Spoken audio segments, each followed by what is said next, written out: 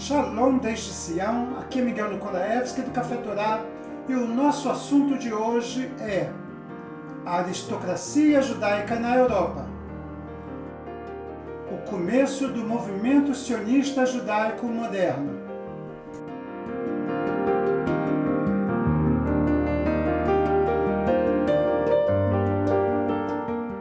Nos séculos 18 e 19 da era cristã, chegaram ao topo da elite europeia algumas importantes famílias judaicas, entre elas a família Mendelssohn.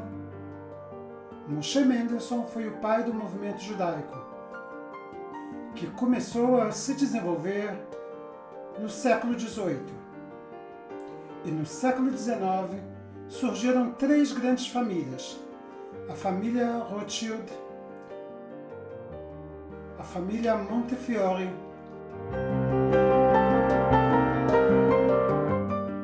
e a família Hirsch. Estas famílias influenciaram muito o pensamento judaico e foram, sem dúvida alguma, um grande impulso financeiro ao movimento sionista.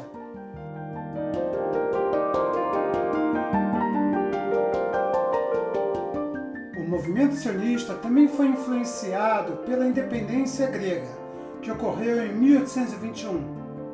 Na Guerra de Independência grega, os gregos ainda tinham como governantes os muçulmanos, e não os cristãos.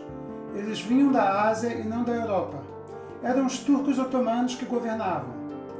Quando a guerra começou, muitos cidadãos gregos, oriundos de toda a Europa, resolveram se voluntariar, ajudando os cristãos a alcançarem a independência do Império Otomano. Além dos gregos, os italianos também resolveram fazer uma guerra de independência em 1848 e 1866, para sair debaixo de dois impérios, de um lado o Império Austro-Húngaro e de outro a França. Após a guerra, os italianos coroaram a Vittorio Emanuele como rei dos italianos. Além dos processos de emancipação e independência desses países, foi neste período que começou também o antissemitismo, com a determinação do que era nacional e não nacional. Por exemplo, cada um tinha sua nacionalidade, mas os judeus eram considerados sem nacionalidade.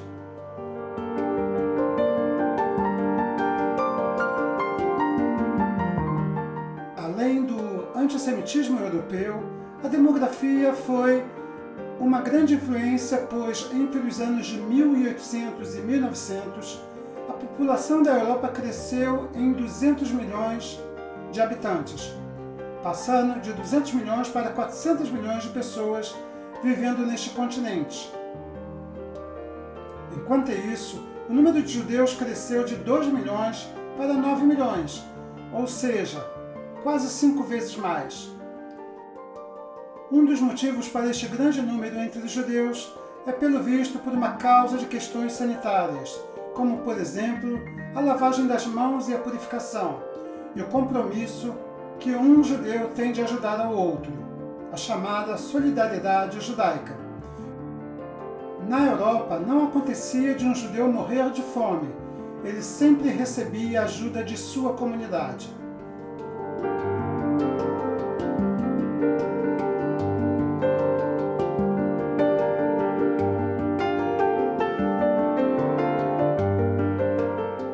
O crescimento do dobro da população da Europa levou o continente a passar de aldeias para cidades.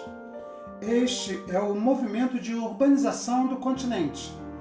As pessoas faziam isso para receber melhores recursos, melhores condições de vida, melhores roupas, alimentação, transporte e desenvolvimento. Esse processo fez com que no final do século XVIII ocorresse na Europa o que chamamos de Revolução Industrial. No processo de desenvolvimento de materiais e fontes de energias novas, como por exemplo o uso da madeira, ferro, alumínio, titânio, plástico e borracha, as pessoas pararam de utilizar a força dos músculos e começaram a utilizar a força da queima de materiais como a madeira, carvão, moinhos de vento e de água, uma forma mais eficaz para a industrialização. Foi neste período que começou o uso de navios a vapor e trens a vapor, onde mais pessoas podiam viajar e ficarem independentes de seus lugares de moradia. Além disso, neste período foram criadas as grandes fábricas.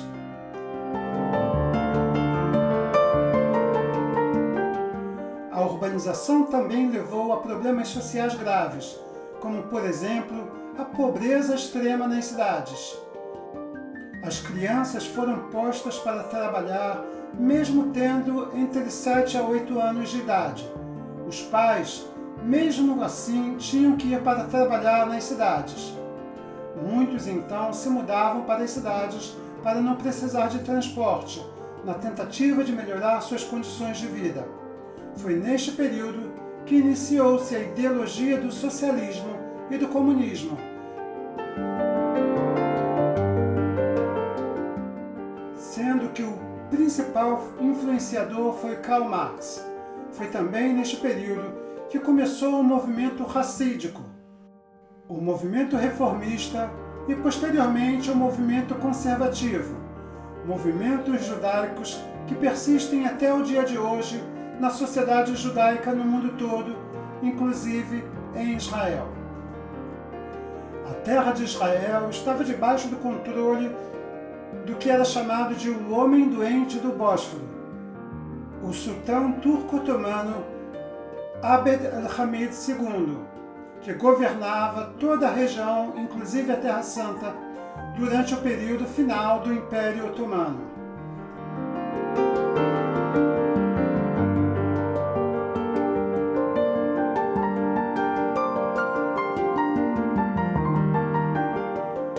No começo do século XX, a Terra de Israel passou por um processo de despertamento, onde começaram uma série de mudanças. Entre elas estavam o desenvolvimento das primeiras cidades do litoral. Jope se tornou a maior cidade árabe do país. Haifa se desenvolveu e passou a importância de Acre, que era o porto da antiguidade. Jerusalém começou a crescer. O governo começou a aparentar sinais de modernidade. As reformas promovidas pelos turcos por causa de Muhammad Ali e Ibrahim Pasha. No começo do século XX, foi construída a ferrovia otomana, que ligava Damasco a Meca com a ajuda dos alemães. A Estrada de Ferro Hijazi. No final do século XIX, foi construída a Estrada de Ferro entre Jope e Jerusalém. Além disso, Abd al-Hamid II mandou construir também torres de relógios públicos. Em 1906,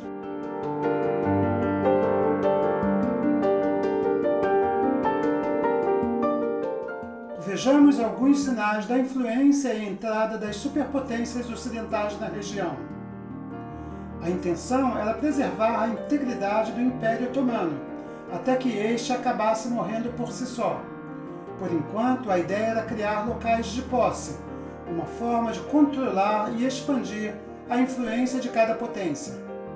Primeiro, ocorreram a inauguração de consulados e representações diretas das potências, como consulados ingleses e americanos que foram abertos em Jerusalém e tratavam basicamente de ampliar ainda mais a sua consolidação. Segundo, foi feita a partição da capitalização, uma carta com os direitos garantidos das potências, que foram recebidos do Império Otomano para os seus cidadãos que não eram otomanos. Estas potências davam a capitalização dos seus cidadãos, o que tornavam os membros de uma potência e tinham, portanto, o direito de defesa. Cada potência tinha que ter muitos súditos e desta forma crescia sua influência na região.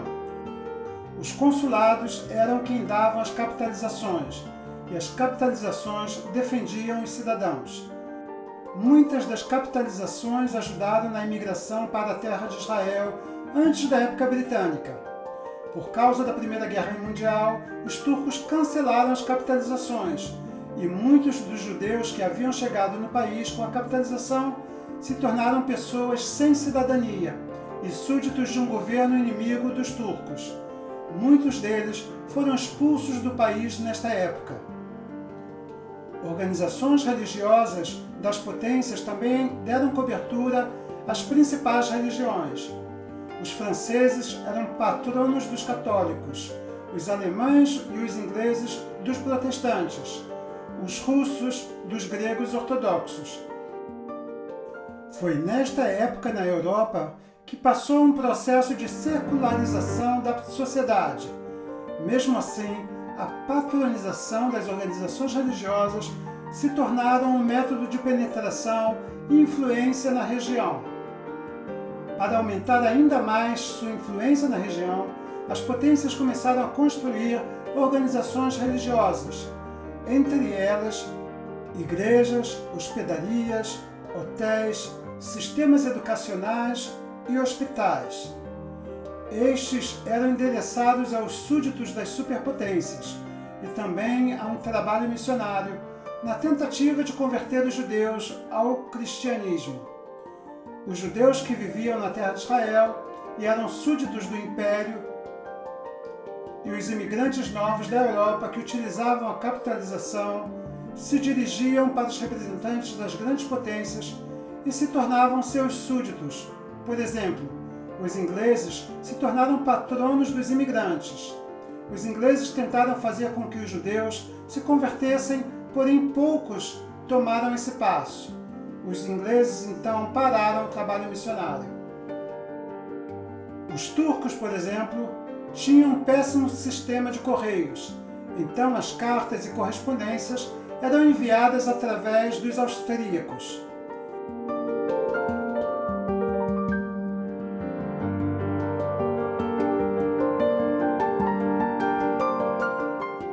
Surgiram também na região as primeiras instituições de pesquisa arqueológica, mas com elas também as primeiras falsificações.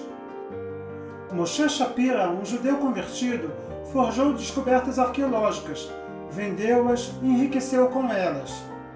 As falsificações eram belíssimas e bem-sucedidas, até que uma exposição de sua falsificação foi exibida na casa de Tirro, em Jerusalém.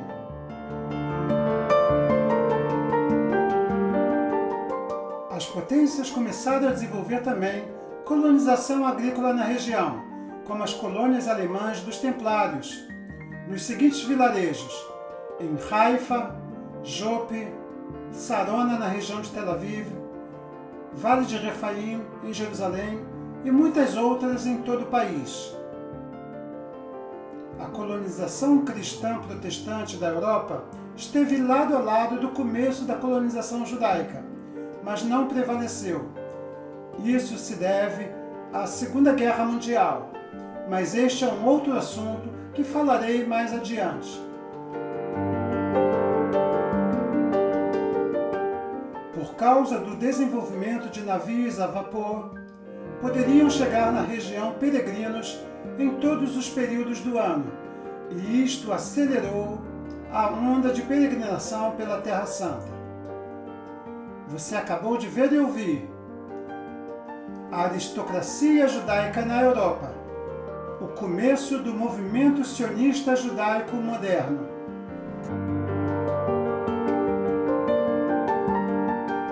Mais uma vez, muito obrigado por participar desta transmissão. Aqui é Miguel Nikolaevski do Café Torá. Não esqueça de fazer like, compartilhar o nosso canal e apertar o sininho para receber as notificações.